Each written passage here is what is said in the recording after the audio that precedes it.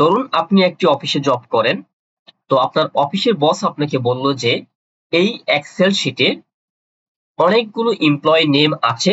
তো আপনাকে বলা হলো প্রত্যেকটা এমপ্লয়ি নেমকে আলাদা আলাদা ফোল্ডারে কনভার্ট করার জন্য। তো এখন আপনি কি প্রত্যেকটা নেমকে আলাদা আলাদা ভাবে লিখে টাইপ করবেন? না, সেটা কোনোভাবেই করতে পারবেন না।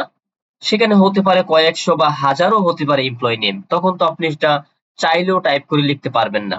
তো আমি দেখাবো যত হাজার নেমেই হোক না কেন, আপনি মাত্র কয়েক সেকেন্ডের মধ্যেই এই যে দেখতে পাচ্ছেন এমপ্লয়ি নেম, আমার এখানে 200 এমপ্লয়ি নেম আছে। মাত্র কয়েক সেকেন্ডের মধ্যে আপনি এই এমপ্লয়ি নেম গুলোকে আলাদা আলাদা ফোল্ডারে কনভার্ট করে ফেলবেন। তো চলুন দেখিয়ে দিচ্ছি কিভাবে সেটা করতে হয়। তো দেখতে পাচ্ছেন আমার এই এমপ্লয়ি নেম গুলো আছে এ কলামে, এবং পাশে দেখতে পাচ্ছেন বি কলাম। তো এই বি কলামে চলে আসলাম। বি কলামে আসার পর প্রথম যেই এমপ্লয়ি নেমটা, হ্যাঁ, ওই রোতেই আমি বি কলামে ক্লিক করলাম। ক্লিক করার পর এখন আমি এখানে লিখবো এমডি। এমডি লেখার পর স্পেস দিব। এখন আমি ইনভাইটেড কমার মধ্যে এই সেম নামটাই লিখে নিব।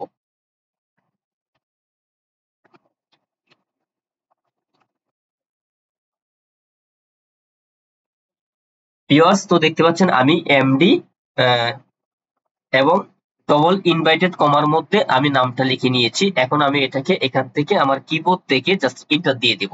ওকে, কিবোর্ড থেকে এন্টার দেওয়ার পর এখন আবারও আমার কিবোর্ড থেকে কন্ট্রোল ই প্রেস করব। তো দেখতে পাচ্ছেন আমার কিবোর্ড থেকে কন্ট্রোল ই প্রেস করার সাথে সাথে কিন্তু বাম পাশের যতগুলো এমপ্লয়ি নেম আছে, ডান পাশের বি কলামে প্রত্যেকটা এমপ্লয়ি নেম আমি প্রথমটা যেভাবে লিখেছি সেভাবেই কিন্তু এখানে কপি হয়ে চলে আসছে। তো এখানে একটি কথা বলে রাখা ভালো যে আপনি যে এক্সেল এর ভার্সনটা ইউজ করেন সেটা যদি 2016 নিচে হয়, তাহলে কিন্তু এই যে কন্ট্রোল ই প্রেস করার সাথে সাথে প্রত্যেকটা কপি হয়ে চলে আসছে, সেটা কিন্তু আপনার এই 2016 নিচে এক্সেল ভার্সনে আসবে না। ওকে, যাই হোক, বি কলামে যে প্রত্যেকটা নাম চলে আসছে এইগুলোকে এখন আমি কপি করব, প্রত্যেকগুলোকে কপি করে নিব। ওকে, তো আমি প্রত্যেকটাকে সিলেক্ট করে কপি করে নিলাম। কপি করে নেওয়ার পর আমি এখন এখান থেকে বের হয়ে যাব। বের হয়ে যাওয়ার পর এখন সার্চ বার থেকে আমি নোটপ্যাডটাকে ওপেন করে নিব। ওকে, তো দেখতে পাচ্ছেন ভিউয়ার্স, আমি নোটপ্যাডটাকে ওপেন করে নিয়েছি। এখন ওই যে আমি এক্সেল শীট থেকে কপি করেছিলাম সেই এমপ্লয়ি নেম গুলোকে আমার কিবোর্ড থেকে কন্ট্রোল ভি দিয়ে পেস্ট করে দিব। ওকে, তো দেখতে পাচ্ছেন আমার প্রত্যেকটা এমপ্লয়ি নেম এখানে চলে আসছে। তো এখন এই যে বাম পাশে উপরে ফাইল অপশনটা দেখতে পাচ্ছেন, এই ফাইল অপশনে ক্লিক করব। ফাইল অপশনে ক্লিক করার পর এই যে নিচে সেভ এজ, এই সেভ এজ এ ক্লিক করব। সেভ এজ এ ক্লিক করার পর দেখতে পাচ্ছেন এখন একটা ফাইল লোকেশন চাচ্ছে, আমি এটাকে কোথায় সেভ করব। তো আপনি আপনার পছন্দ অনুযায়ী যে কোনো ফাইল লোকেশনে সেভ করে নেবেন। তো আমি এটাকে ডেস্কটপে সেভ করব। ডেস্কটপে আমি একটা নিউ ফোল্ডার ক্রিয়েট করে নিচ্ছি।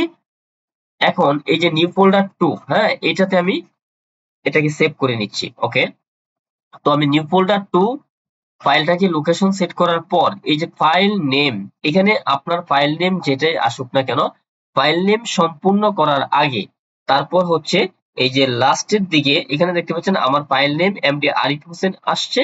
আপনার পছন্দ কিন্তু যে কোনো একটা নাম দিতে পারবেন। দেওয়ার পরে যে লাস্টের দিকে ডট বিএটিবেট এটা অবশ্যই লিখে নিতে হবে। লিখার পর নিচের অপশনে save age type, save age type এটার অপশনে দেখতে পাচ্ছেন টেক্সট ডকুমেন্টস।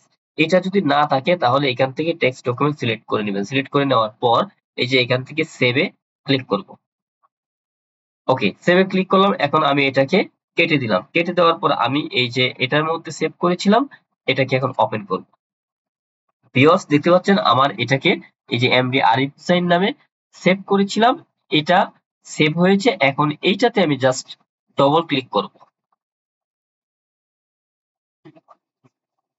ওকে, ডান। তো দেখতে পাচ্ছেন ডবল ক্লিক করার পরেই কিন্তু আমার প্রত্যেকটা এমপ্লয়ি নেম এখানে কিন্তু আলাদা আলাদা ফোল্ডারে কনভার্ট হয়ে গিয়েছে। তো এই ছিল আজকের ভিডিও। যদি এই ভিডিওটির মাধ্যমে আপনারা উপকৃত হয়ে থাকেন অবশ্যই ভিডিওটি লাইক, শেয়ার, কমেন্ট করে পাশে থাকবেন। ধন্যবাদ।